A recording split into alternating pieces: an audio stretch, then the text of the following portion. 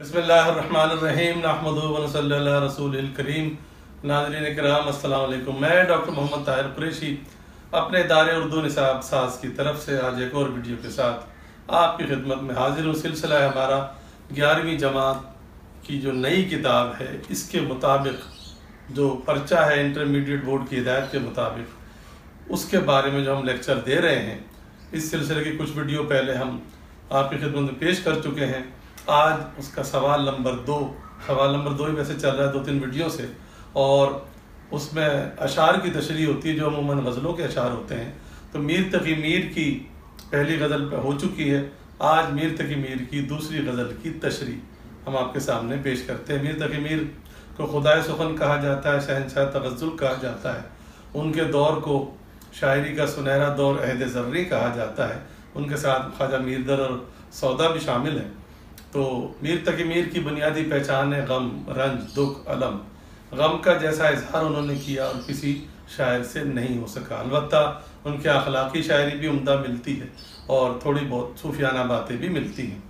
ان کی عظمت کا اعتراف بڑے بڑے لوگوں نے کیا ہے، غالب تک نے ان کی عظمت کو مانا ہے۔ تو میر تقی میر کی دوسری غزل کا مطلع تھا مستعار حسن سے اس کے جو نور تھا، خورشید میں بھی اس ہی کا ذرہ ظہور تھا۔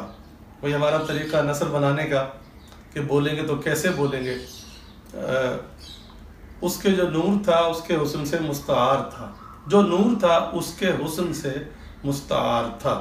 پہلے مصرعے کو ہم نے ایسے سیدھا کیا، 2 فعل ہیں، 2 جملے بن گئے۔ خورشید میں بھی اسی کا ذرہ ظہور تھا، خورشید میں بھی اسی کا ذرہ ظہور تھا، ہم ایسے کہہ سکتے ہیں۔ اب آئیے مشکل لفظ مستعار، ادھار لینا۔ مستعار تھا، ادھار لیا گیا تھا اس کے حسن سے۔ جو بھی نور ہے وہ اس کے حسن سے ادھار لیا گیا ہے، مانگا گیا ہے، اس کے حسن سے ہی نکلا ہے۔ جو بھی نور ہے اس کائنات میں، تو یہ ظاہر سی بات ہے کہ اس کا کس کا، یہ محبوب حقیقی یعنی اللہ تعالیٰ کی بات ہو رہی ہے۔ تو صوفیانہ شعر ہے، تصوف کا شعر ہے۔ شاعر کہہ رہا ہے کہ اللہ تعالیٰ کے حسن سے ہی یہ جو پوری کائنات ہے، پوری کائنات میں جو روشنی ہے، یہ نور ہے، یہ سب اسی کے حسن کی جھلک ہے، ایک ذرہ ہے، اسی سے ادھار لیا ہوا ہے، ان کا اپنا نہیں ہے۔ یہ سورج چاند ستاروں کی یہ جو روشنی ہے ان کی اپنی نہیں ہے، یہ اس حسن سے ادھار لی گئی ہے، یعنی لی گئی ہے۔ اور پھر مثال دی اس کائنات کی سب سے جو روشن اور چمکیلی چیز ہے خورشید۔ خورشید سورج کو کہتے ہیں۔ خورشید میں بھی یہ خورشید یعنی سورج کی جو روشنی نظر آ رہی ہے، یہ اتنی بے پناہ روشنی ہے جو پوری دنیا کو روشن کر دیتا ہے۔ وہ شاعر کا دعویٰ ہے، شاعر یہ کہتا ہے اور صحیح کہتا ہے، خورشید میں بھی اس کے حسن کا صرف ذرہ، اس کے نور کا صرف ذرہ ہی ظہور تھا، ظاہر ہوا ہوا۔ یعنی سورج میں بھی جو روشنی، جو چمک ظاہر ہو رہی ہے، یہ اللہ تعالیٰ کے نور کا ایک معمولی سا ذرہ، معمولی ذرہ سمجھانے کے لیے کہا جا رہا ہے، ورنہ کوئی تناسب، کوئی ریشو نہیں بتایا جا سکتا۔ تو کہنا یہ چاہ رہے ہیں کہ اس کائنات میں جہاں جہاں بھی نور ہے، روشنی ہے، اس کی اپنی نہیں ہے، حتیٰ کہ سورج کی بھی روشنی اپنی نہیں ہے، اور یہ روشنی جو ہے یہ اللہ تعالیٰ کے نور سے ادھار لی گئی ہے، اور وہ بھی بہت ہی معمولی مقدار میں، جس کو بتایا بھی نہیں جا سکتا۔ تو مرکزی خیال یہ ہے کہ کائنات میں جو روشنی ہے، جو نور ہے، وہ اللہ کے نور سے ہے۔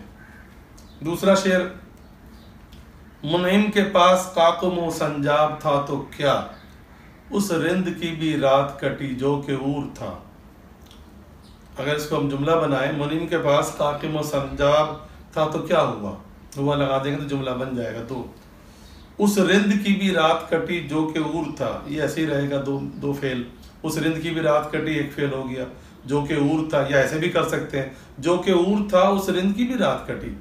چلیے بھئی، منعم دولت مند، قاقم، قاقم کا مطلب، قاقم ایک نیولے جیسا جانور ہوتا ہے، چھوٹا جانور ہوتا ہے، اس کی کھال کا ایک قیمتی لباس بنتا ہے اس کی کھال سے۔ تو یہی حالت ہے سنجاب، یہ ایک چوہے جیسا جانور ہوتا ہے، اس کی کھال کا لباس بنتا ہے، وہ قیمتی سمجھا جاتا ہے۔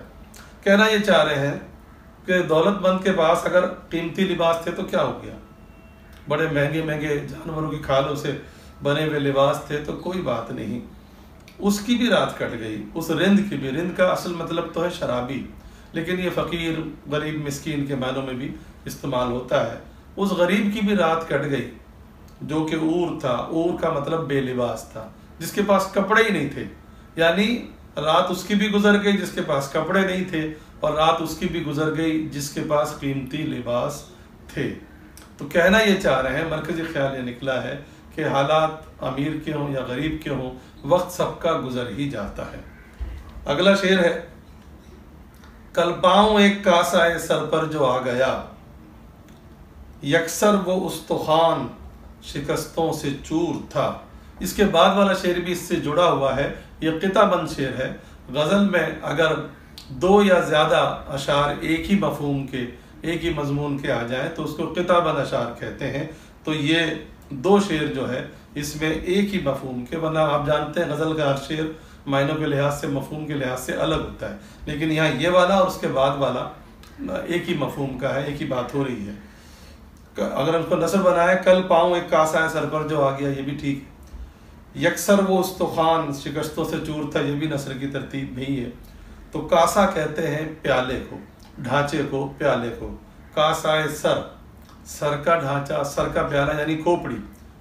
شاعر کہہ رہا ہے کل میں چلتے چلتے میرا پاؤں ایک کھوپڑی سے ٹکرا گیا۔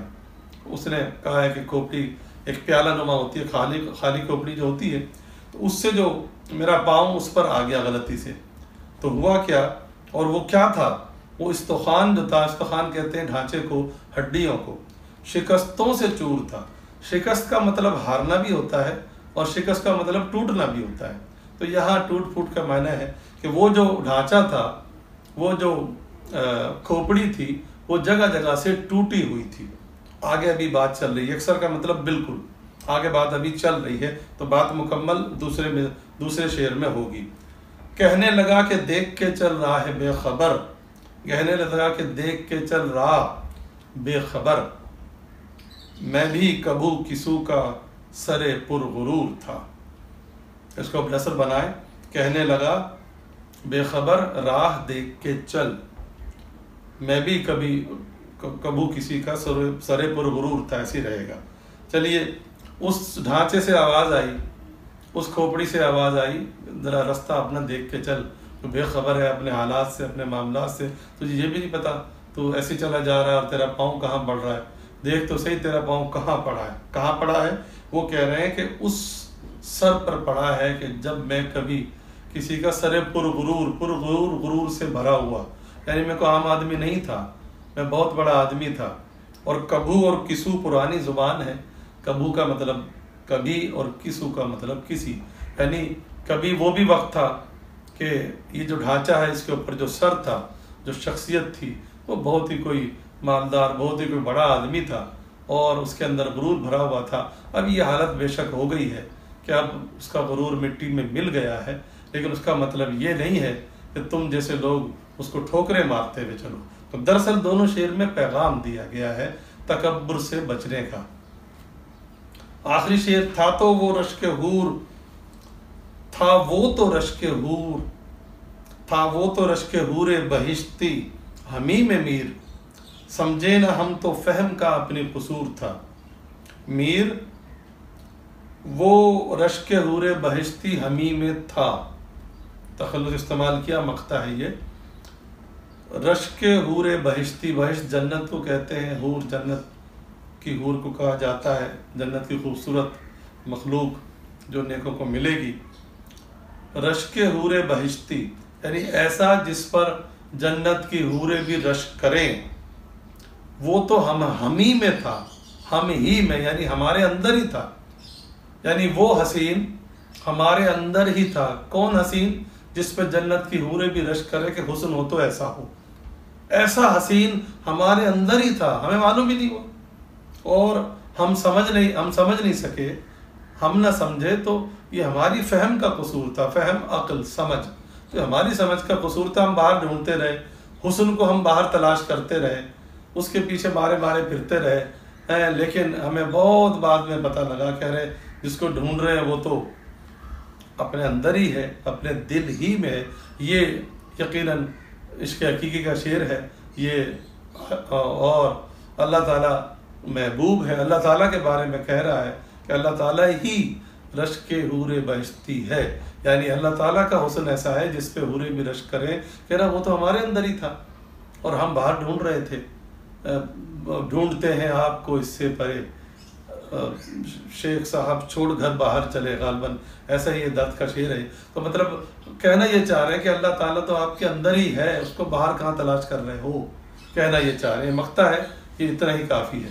تو آج کی ویڈیو میں ہم نے میر تقی میر کی دوسری غزل آپ کی خدمت میں پیش کی. انشاءاللہ اب اگلے شاعر خواجہ حیدر علی آتش کی غزلیں آپ کی خدمت میں پیش کی جائیں گی.